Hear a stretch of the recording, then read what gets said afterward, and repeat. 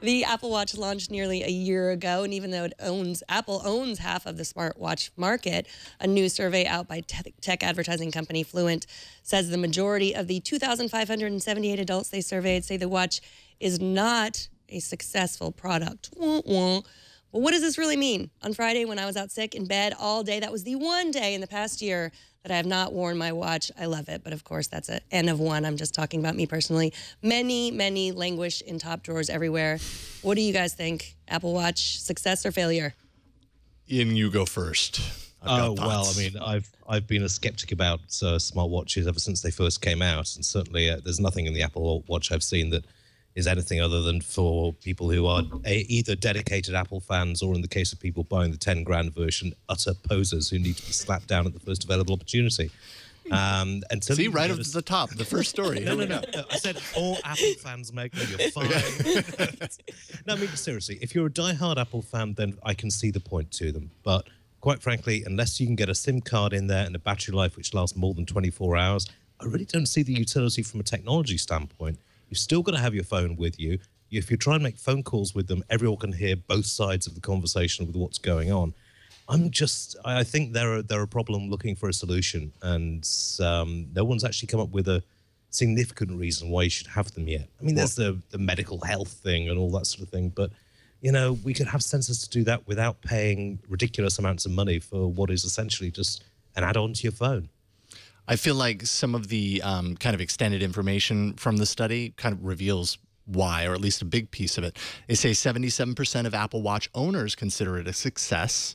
2/3 of those plan to upgrade when the new one comes out. So obviously people that get it more often than not are happy that they have it, right?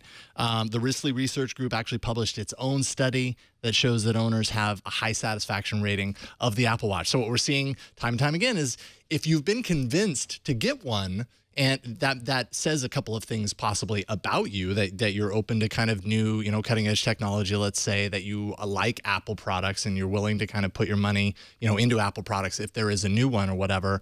It also kind of seems to point to possibly Apple and maybe the wider kind of smart watch market in general missing the mark on marketing, telling those people that aren't convinced why they actually need it. And I think that kind of ties in with what you're saying, Iain. At least for me, like I have a smartwatch. I haven't been wearing it lately. I keep forgetting to charge it, and it's not essential. And, you know, part of that is, yes, while it has some nice features, being notified on my wrist is sometimes very convenient versus other things, but there is no killer app. There is no one thing like there is with a smartphone, you know, all the amazing things that a smartphone could do, or there was, let's say, with, I don't know, an iPod, you know, when that kind of blew up. There is no one thing that the smart watch can do that you have to have one in order to do it. It's still very much an accessory. And not to mention, fashion is very low on the reasons of on the list of reasons to buy one. And I think anything that you're wearing, fashion has to be a consideration. For a lot of people, this just doesn't look good, period. Yeah, I mean, also the pricing policy, I think, comes back to what you were saying about fashion. You were basically buying the same watch for between, what, $250 and $1,000, and the only difference between them was the strap. Now, that's a really weird pricing model. Now, yeah, if you're sold on Apple's products, I can see you buying them because, you know, it's a nice addition to your iPhone or your iPod if you're slightly older. But, I mean, if you're actually trying to convince people who aren't into Apple to buy one of these, you're right. There's no clear unique selling point, and they are kind of pricey for what they are.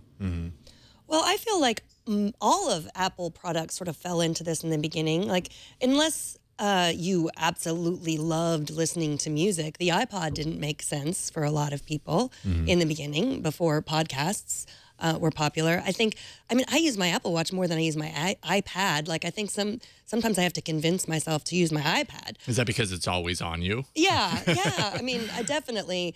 yeah, and it is a heart rate monitor. That's not something that my, I never really used you know, yeah, that's not something that my phone does. But yeah, I do think that your description of a problem waiting for a solution, or a solution waiting for a problem, I guess was what you said. I think that is true. But I do feel like, I feel like even the iPhone was sort of that in the very beginning. So I do think this is the beginning, and it's going to become better and more useful in the future. Yeah, I mean, possibly. I mean, the iPod did solve a fundamental problem, which was up until that point, there had been MP3 players, but they were all uniformly lousy. And I used to have two or three of them, and I know that of which I speak. Oh man, some of them were horrible. Oh, I know. I mean, that the big blue one, I forget who it was by, but the user interface was dire. And Apple got a music player which looked good, easy to use. The original version of iTunes was fantastic. So that all tied in nicely. Similarly with the iPhone, it was a bit of a dog in hardware terms, but the user interface was fantastic. It looked very pretty. And eventually they got the hardware sorted out so that it was comparable with other phones. But with the smartwatch, I mean, Megan, is there a particular app that you find yourself using again and again, or is it just you have a broad range of solutions on your wrist now? Well, that's the thing. I think it's selling it as something where you can get all these apps. That was a mistake. And because besides the workout and the activity app, there's not an app that I use.